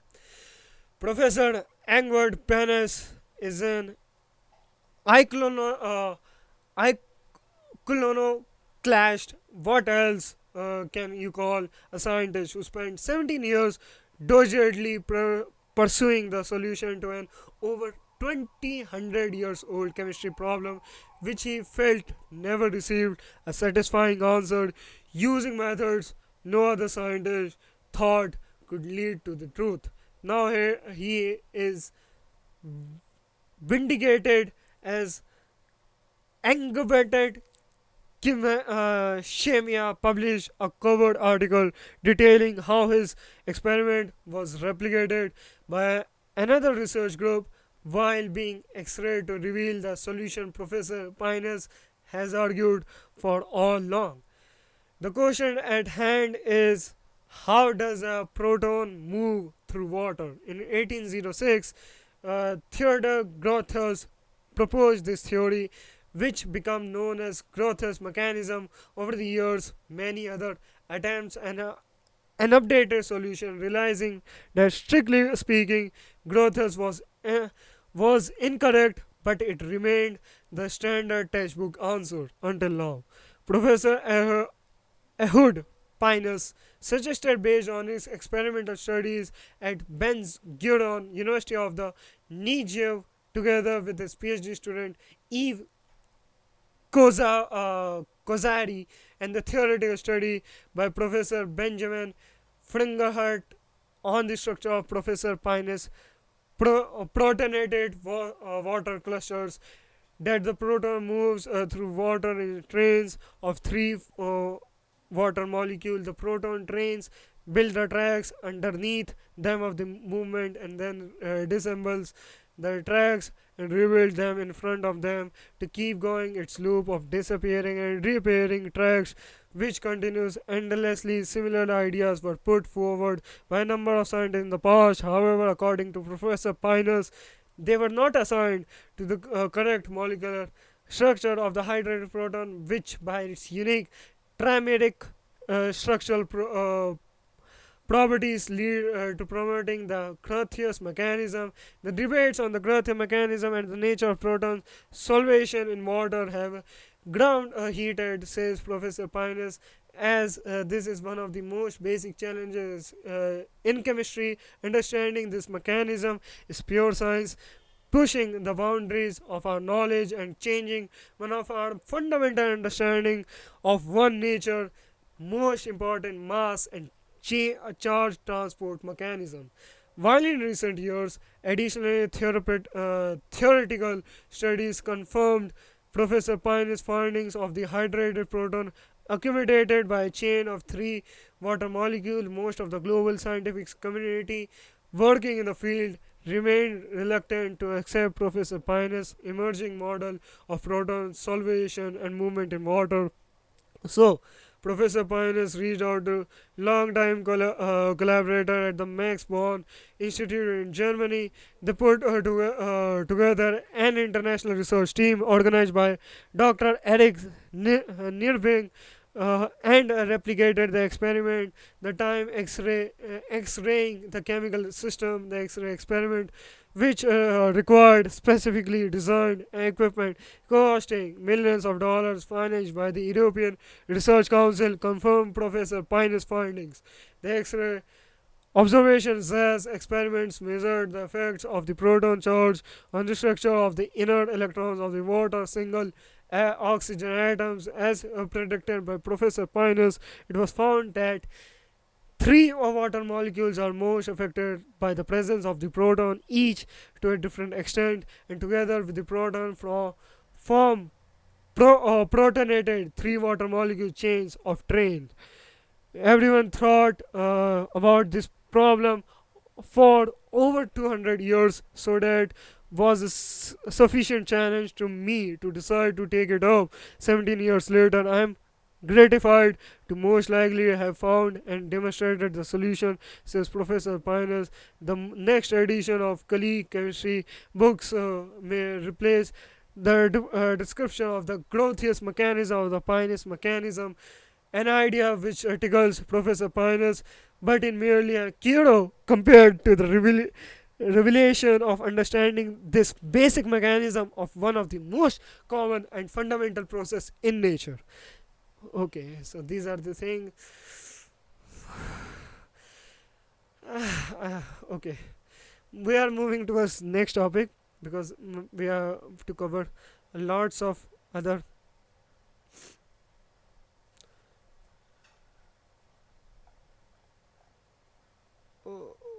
Okay.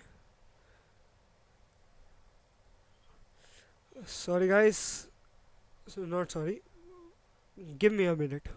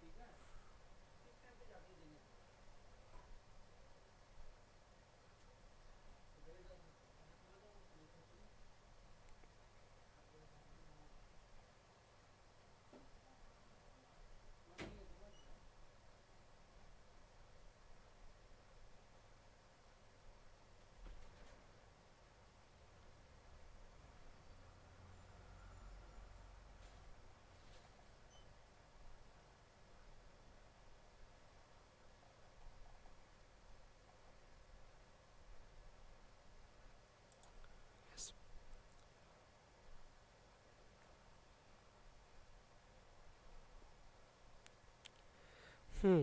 Okay. Yeah. Yes. Legal marijuana, but Uruguayans still prefer black market. Interesting. Let's see.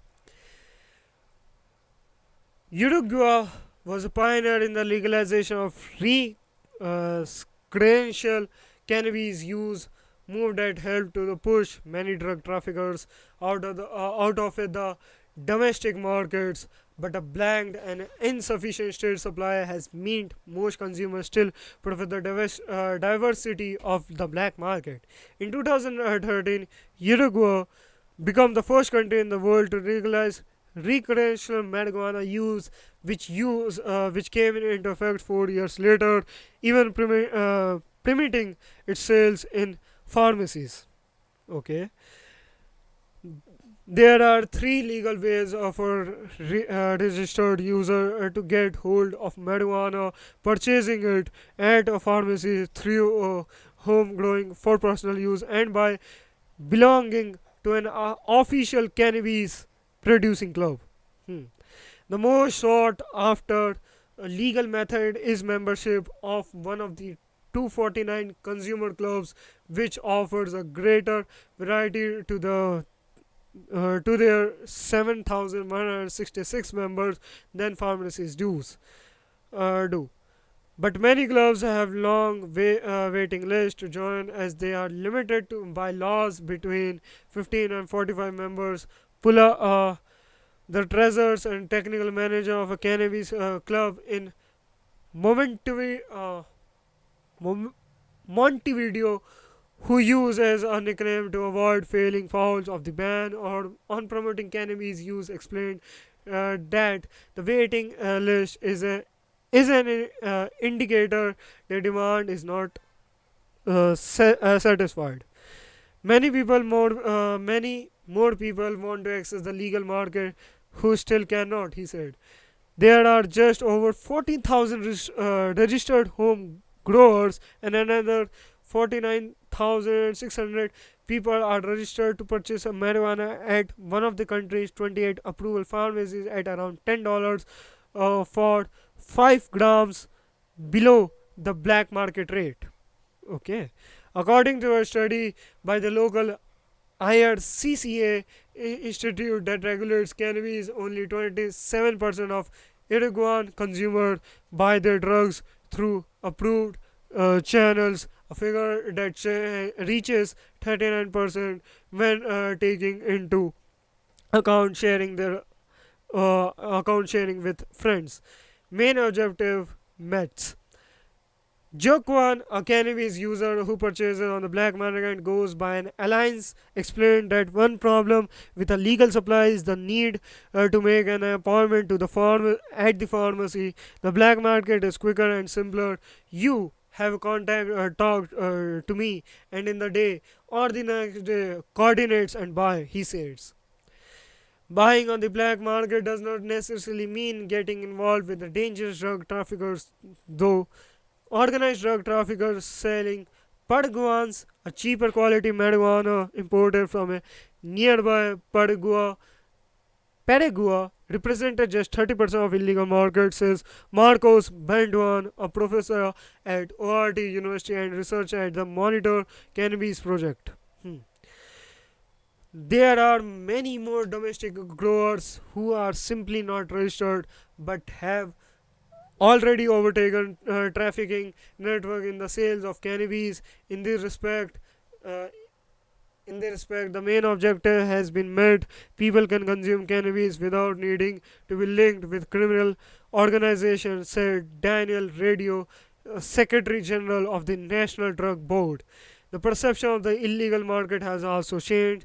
August 28, and using an alias, said she originally registered to buy cannabis from pharmacies, but now acquires it on the black market while growing her own plants despite not being registered. I don't see it as the black market, she said. It has a good price for what is sold, and you don't feel like you're making use of drug trafficking. You're making use of trafficking, drug trafficking. There is, there is, there is a friend or an acquaintance who passes. You can contact from someone who has followers and sells them. Some people simply prefer to avoid registering, even though the information is used only for the study of consumption, cannabis tourism potential. The regulation of cannabis has been more effective than repression in terms of the blow to the drug trafficking, explained Mercedes Ponce de Leon, director of the Cannabis Business Hub, a platform charged with developing the drug ecosystem in the country. However, radio acknowledges that the black market preference for of some user demonstrate limits to the current system. Radio said user tend to alter a higher percentage of a THC tetrahydrocannabinol, the main psychoactive substance in the drug, which is limited to the 10% the pharmacy product or more varieties such as variant that produce different psychoactive effects that conspires against the effectiveness of the system, said radio. The government now plans to increase the THC percentage and offer greater variety in the pharmacies by the end of the year to attract more recreational consumer to the formal market. Legalization introduced the leftist guerrilla turned president Jose Mujica empowered them 2010-15 created an industry of medicinal cannabis export that have brought more than 20 million to Uruguay economy since 2019. Uruguay says mainly to the United States, Switzerland, Germany, Portugal, Israel, Argentina, and Brazil. Interesting, right? Although current center-right President Luis Lequa Pio insists the legalization move was a mistake, the left-wing opposition wants Uruguay to go even further. Although current center-right President Luis uh, Lequa Pio insists the legalization move was a mistake, the left-wing opposition wants Uruguay to go even further. Okay. Currently reserved for residents, they want the market to be opened up to terrorists. Okay, fine. It's a simple formula. If tourism increases, spending increases, employment increases, and investment increases, models like the California demonstrate the potential for cannabis tourism, said Edua Antonia, an opposition politician and vice president of the Tourism Commission in Congress. Other than Uruguay, 15 American states have legalized recreational marijuana use as well as Canada. Okay. Interesting news, interesting findings, interesting. Yes, so these are the things. Okay, moving on towards next topic. Scientist resolves one of the holy grails of physical chemistry after 17 years of research. Hmm. Professor Ingrid Pinus is an iconoclast. What else can you call a scientist who spent 17 years doggedly pursuing the solution to an over 200 years old chemistry problem which he felt never received a satisfying answer, using methods no other scientist thought could be lead to the truth? Now he is vindicated as Andavad Kimi published a cover article detailing how his experiment was replicated by another research group while being x-rayed to reveal the solution. Professor Pines has argued for all along. The question at hand is, how does a proton move through water? In 1806, Theodore Grothus proposed his theory, which became known as Grothus mechanism. Over the years, many other attempts and updated solution, realizing that strictly speaking, Grothus was incorrect, but it remained the standard textbook answer until now. Professor Ehud Pinus suggested, based on experimental studies at Ben Gurion University of the Negev, together with his PhD student Eve Kozari, and theoretical studies by Professor Benjamin Fingerhurt on the structure of Professor Pinus' protonated water clusters, that the proton moves through water in trains of three water molecules. The proton trains build the tracks underneath them for the movement and then disassemble the tracks and rebuild them in front of them to keep going its loop disappearing and reappearing tracks, while continuous endlessly similar ideas were put forward by a number of scientists in the past. However, according to Professor Pinus, they were not assigned but to the current molecular structure of the hydrated proton, which by its unique trimeric structural protein lead to promoting the Grotthus mechanism. The debates of the Grotthus mechanism and the nature of proton solva- solvation in waters have grown heated, says Professor Pinus, as this is one of the most basic challenges in the chemistry. Understanding this mechanism is pure science, pushing the boundaries of our knowledge and changing one of the fundamental understanding of one of nature most important mass and charge transport mechanism.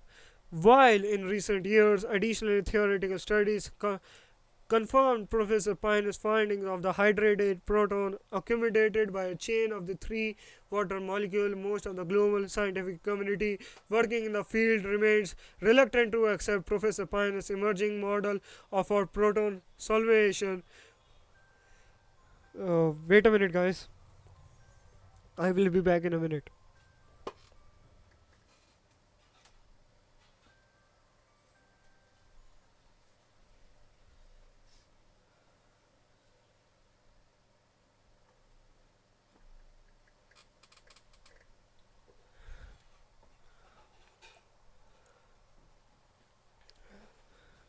So, yep. While in recent years, additional theoretical studies confirmed Professor Pine's finding of the hydrated proton accumulated by a chain of three water molecules, most of the global scientific community working in the field remained reluctant to accept Professor Pine's emerging model for proton solvation movement in water. So, Professor Pines reached out to long-time collaborators at the Max Born Institute in Germany. They put together an international research team organized by Dr. Eric Nebring and replicated the experiment this time X-raying the chemical system. The X-ray experiment, which required specifically designed equipment costing millions of dollars, financed by the European Research Council, confirmed Professor Pine's findings. The X-ray observation exacts experiment measured the effects of proton charge on the structure of the inner electrons of the water single oxygen atoms. As predicted by Professor Pinus, it was found that three water molecules are most affected by the presence of the proton, each to a different extent and together with the proton. From protonated three water molecule chains or trains, everyone thought about this problem for over 200 years, so that was a sufficient challenge to me to decide to take it up. 17 years later, I am gratified to most likely have found and demonstrated the solution. The says Professor Pioneers.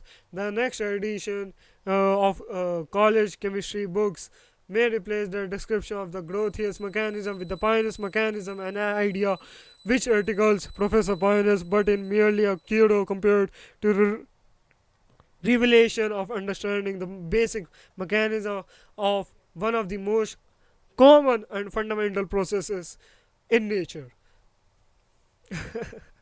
Interesting, interesting. Moving on towards next topic. Researcher captured first images of carbon dioxide emission from commercial aircraft engine. Okay. Researchers have used a novel near-infrared light imaging technique to capture the first cross-sectional images of carbon dioxide in the exhaust plume of a commercial jet engine. This new state-of-the-art technology could help accelerate turbine combustion research aimed at developing engines and aviation fuels that are more environmentally friendly. This approach, which we call chemically species tomography, provides us real-time spatial resolved information of carbon dioxide emission from a large scale commercial engines, said research team leader Michael Langdon from the University of Strathclyde in the UK. The information has not been available before at this industrial scale and is big improvement over the current industry standard emission measurement, which involves taking gas from the exhaust to gas analyzers system in a different location. The report, the new research in applied optics, chemical species tomography works much like X-ray based CT scans used in medicine. Expect that it uses near infrared laser light tuned the observation wavelength of a target molecule and requires very fast imaging speeds, very fast imaging speeds to capture the dynamic process of combustion. The aviation industry is a major contributor to a global carbon dioxide emissions. So there is a need of turbine and fuel technologies to improve.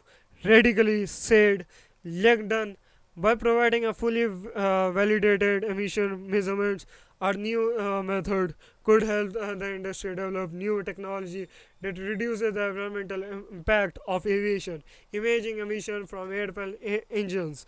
Until now, it has been impossible to imagine turbine combustion on test rigs containing a large airplane engine. To solve this problem, the four instrumentation research group in the UK came together to combine their knowledge in gas species measurement in harsh environments, chemical species tomography, and optical source development. These teams work with industrial partners to develop technology that would be practical for industrial research and development.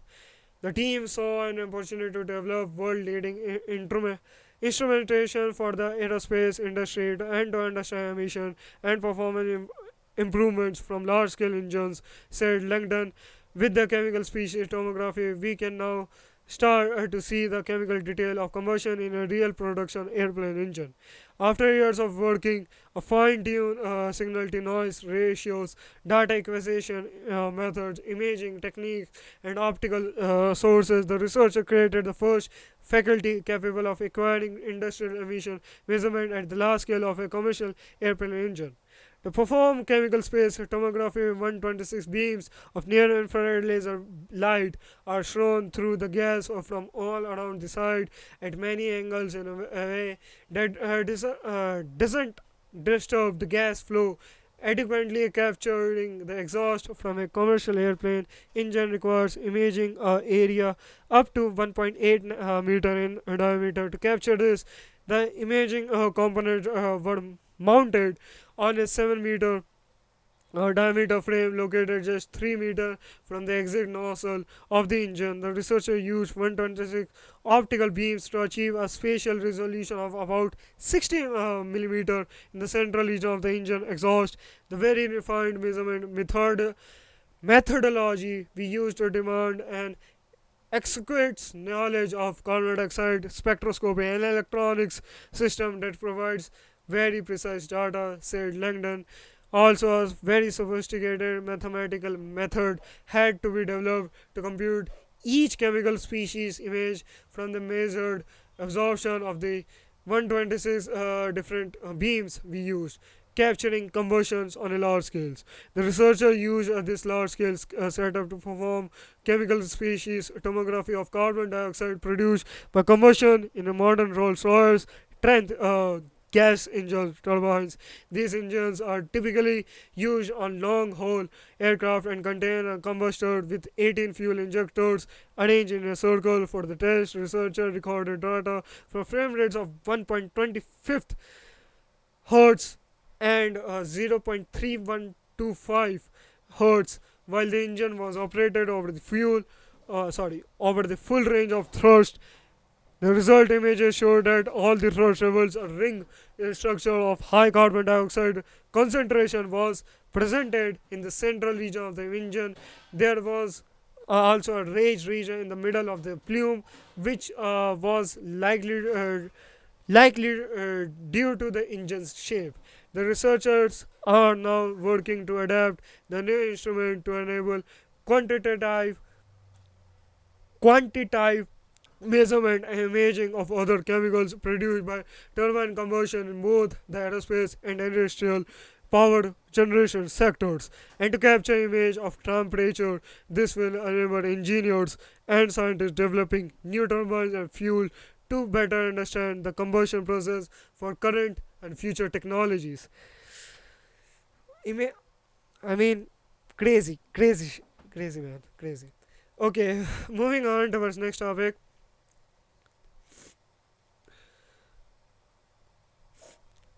Hmm. Clean hydrogen, a long awaited solution for hard to abate sectors. Hmm. Okay, let's see.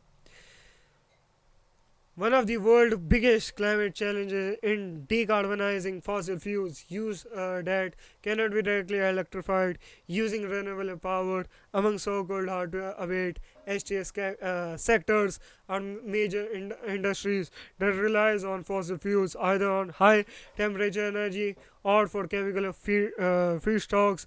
These include iron and steel, cement, chemicals and building materials, together responsible for approximately 30% of the world's annual CO2 emissions. Another HTS sector is heavy duty transportation such as trucking, shipping, which is harder to electrify than passenger transport because it would require enormous batteries that add to vehicle weight and take a long time to charge.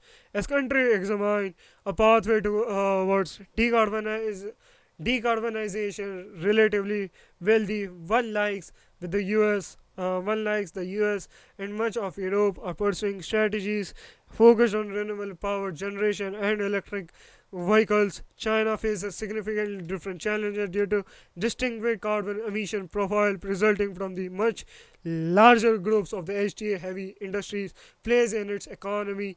Now, research published in Nature Energy examines how China, by far the largest producer of the iron, steel, cement, and building materials, can potentially utilize clean hydrogen, green, and blue hydrogen to decarbonize HTS sectors and aid in achieving its 2030 and 2060 decarbonization pledges.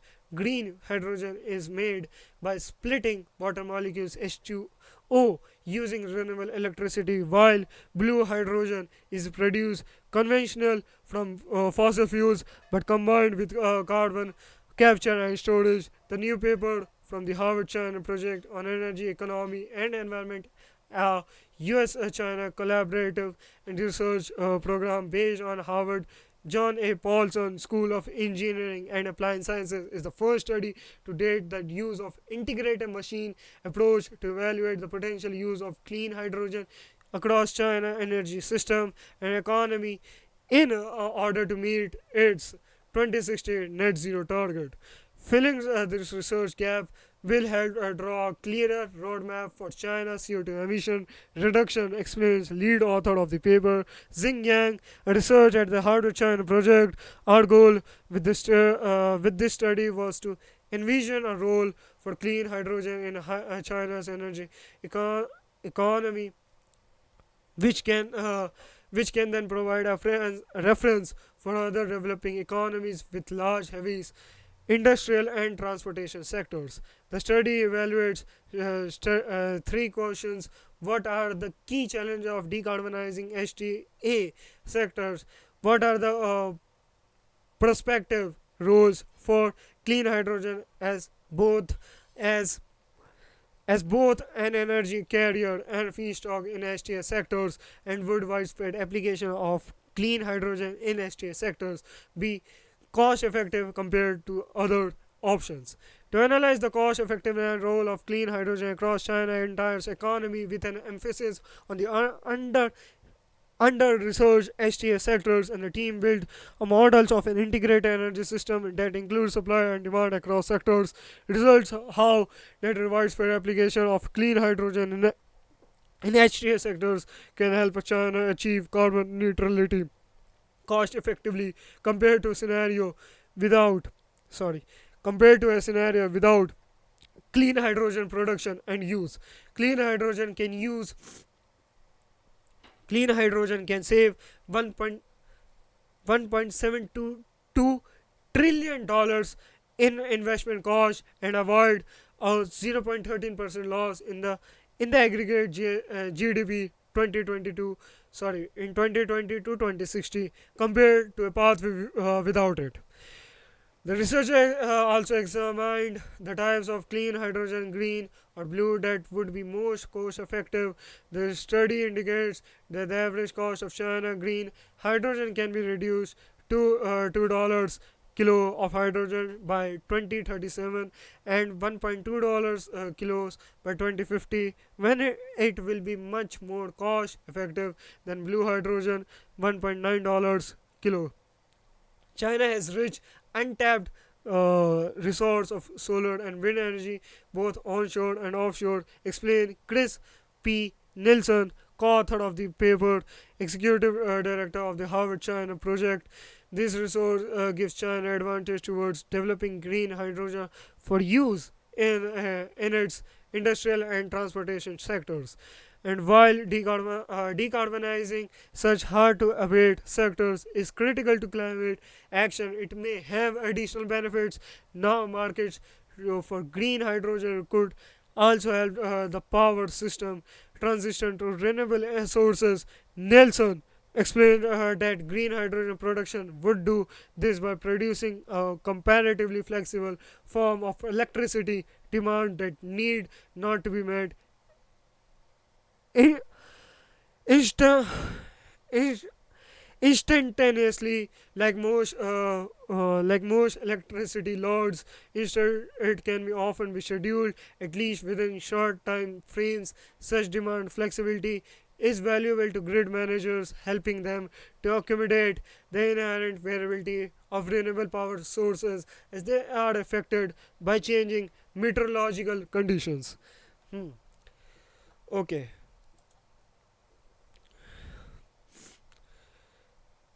the last topic of this podcast, and yes, oh, Google shutting down cloud computing service Stadia. Hmm. Google on Thursday said it is shutting down Stadia, the cloud video game server it launched 3 years ago to let people across console qualify plays as easily as they do email. It hasn't gained the transaction with user that we expected, so we have made the difficult decision to begin winding down our Stadia service streaming service, Google Vice President Phil Harrison said in a blog post. Hmm. Google said it will refund purchase of Stadia hardware such as controller as well as game content bought through its online store, and players will have access to the service through January 18 of next year, he added. They had a great idea and a bad business model, Bush security analyst Mikhail Pester said by Standia. Okay, they tried to offer the service as a subscription without games. I guess the statement is quite right. Xbox maker Microsoft, meanwhile, offering a rival Game Pass service with a tons of games, making it a more tempting option for players. Pancher said, "Of course, it will. Game Pass have some 25 million subscribers, while Stadia have fewer than a million." The analyst noted, Microsoft Microsoft is considered the streaming video game heavyweight with this Xbox Game Pass service and large community of players who use its consoles and desktop computers.